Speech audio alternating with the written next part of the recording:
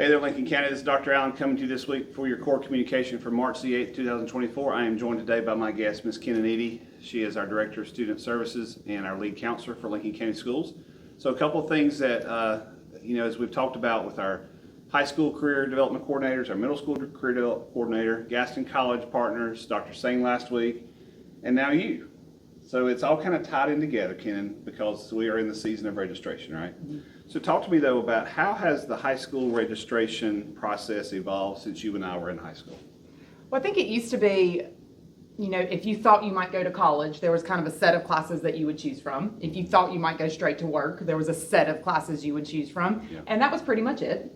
And then, as time went on, we've added things like AP or taking dual enrollment at Gaston College. But when I was in high school, that was really only for a very small selection of students. It was not really offered for everyone. At this point, the high school registration process is very individualized for a student. So we've got AP classes, advanced placement, we've got dual enrollment with Gaston College, and whether your career is going to take you through the college pathway or if you're going to go straight into your career, both of those options might be for you. Anyone can take our advanced placement classes. Gaston College might be a good choice depending on your goals. Yep. And it really is customizable to a student and what their plans are post-graduation. I would agree, and that's definitely, as a parent going through that, the way my boys are learning about the different options it fascinates me. When I was in school, you're right, we had a path and you just kind of stayed on that path and moved on. All right, so second question, what can parents then do at home to support this process of getting their kids in the right classes, signed up the right way for both our middle school and our high school kids? Well, with the process being very customizable, we have a ton of options now. It is no longer just, what class do you go into next? There are just so many options. We have a revamped high school registration guide this year. It's online. I think Dr. Singh talked about it last week. Yeah. But getting on our website and just clicking through its links and looking at some of those CTE courses, looking at the advanced placement versus college and career promise, and educating yourself on the different options because there are just so many. You've got to really dig into it and look at it. The other thing I think is really important is having really honest conversations with your kid about what they're interested in and what they think they might do. Yeah. And where they think they might go. If you want to go to a college, a community college, or even workforce after school, there are so many options. When you meet with your counselor, they don't have all the information about all the colleges or about all the jobs in Lincoln County. Yeah. And so doing some of that research on your own is going to facilitate those conversations, and it's going to bring your preferences to the table so that it's not just a counselor steering you in direction, but really taking you what you want and then customizing it for you.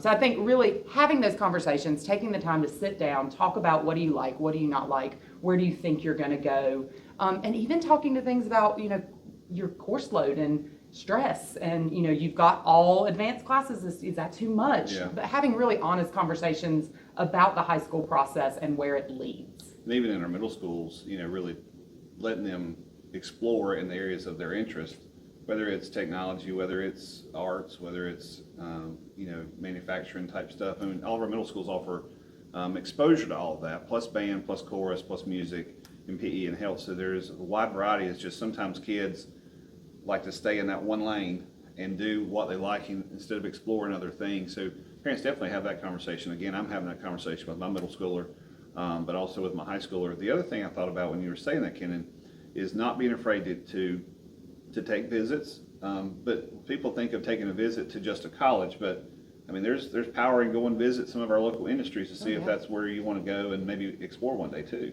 And talking about interest, when you're looking at signing up for electives, you pick your electives and you pick alternates. It's really important that when you're picking those alternates, they're not random. Right. They're also classes that you might want to take because our master schedules are built on our student interests. And if students are kind of picking random classes, our schools can't offer the classes they actually want to take. So really making sure that your choices are intentional. That's right. All right, last question. How is the role of the school counselor? Because, we've talked about it in the past. The term school counselor has gone through many iterations in the past to be known and called different things. But how has that role changed over the years to what it is today? So I think when I was in school, when a lot of our parents were in school, we kind of had our guidance department, our guidance counselor, and you would sign up, you would go in, and then they would kind of tell you what to do. And that was pretty much it. There has really been, as our needs of students have evolved, there's been an evolution of our school counselors as well, to where they are really looking at creating programs within the school that are more proactive, more preventative, trying to educate all of our students on our options rather than only doing one-on-one. That's right. And then not just looking at college and career, but then also looking at study habits and academics right now, and looking at that social and emotional piece too, because as we know, once you get into a job, things like time management, things like conflict resolution, punctuality, those are the types of things that workers or employers are really looking for, no matter what type of job you have. They want to be able to rely on you as a person, not just your skill set that you've learned in school. Talk to us a little bit too about how the role of the counselor has changed in relation to parents as well. I mean, you talked about the advice they give kids. I see that also, not just our social workers kind of being the ones to help parents, but our counselors are also giving parents some guidance and support in how they can help their kid at home, but also within that family unit as well. Absolutely. Our school counselors are a fabulous resource to reach out to, asking questions about dynamics at home or about planning for the future. They're not just going to work with students, whether this is high school, middle school, or elementary school. They are a really valuable resource. They have a wealth of knowledge and are sometimes untapped resources for academics, social, emotional, and college and career. All right, that's good information. Thank you for all that insight, parents. We are right on the cusp of getting into registration season, so the information has been shared with your child in the high school level. It's getting ready to hit basically March and April when we do sign up and do our online registration. So have those conversations, have those opportunities to sit down at the computer with your kid and look through all those options. All right, a couple of announcements coming up to you this week. This past week, we did have work days on Monday and Tuesday. Hopefully you had a good time off, but with that was for our teachers to finalize grades for the third quarter. Report cards will be coming home soon, and with this next report card will come the 24-25 school calendar printed copy that will come home to you, so you can go ahead and prepare for next year. Today is our Employability Bowl opportunity. We haven't had one of these in a while, but it's for our occupational courses study students at each of our high schools.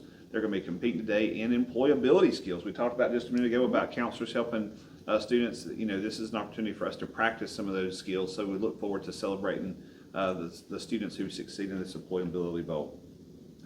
We are also still in the midst of kindergarten registration. The window closes for you to go and register at your home school on the 15th of March. Take care of that as you need to for next year. Also, our All Pro Data event, countywide event, will be at the Lincoln High School Stadium on the 16th at 9:30 to noon. And then our Rotary Race to Educate event that raises money for the Rotary Scholarship Fund will be on Sunday, the 17th at 3 p.m. starting at Gaston College Lincoln campus. So definitely, if you want to participate in that, check out the Rotary Race to Educate and the Rotary clubs of Lincoln County for information. Our Board of Education will be meeting next week on the Tuesday at 1 o'clock for a work session, 6 o'clock for the regular meeting. We also are presenting our budget next week to our commissioners on Thursday the 14th at 6 p.m. here at our office.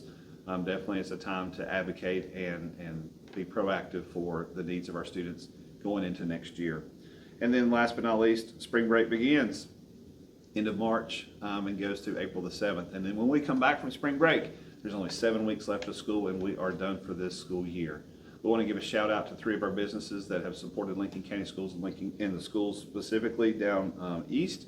Timken is a very big supporter of Iron Station and a lot of everything in Lincoln County, but it's right across the street from Iron Station. Thank you, Timken.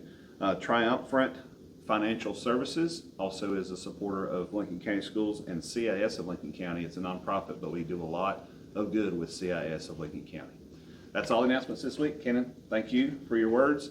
And parents, help us to teach your children what it means to be safe and kind to others in their actions and their words. Y'all have a good weekend.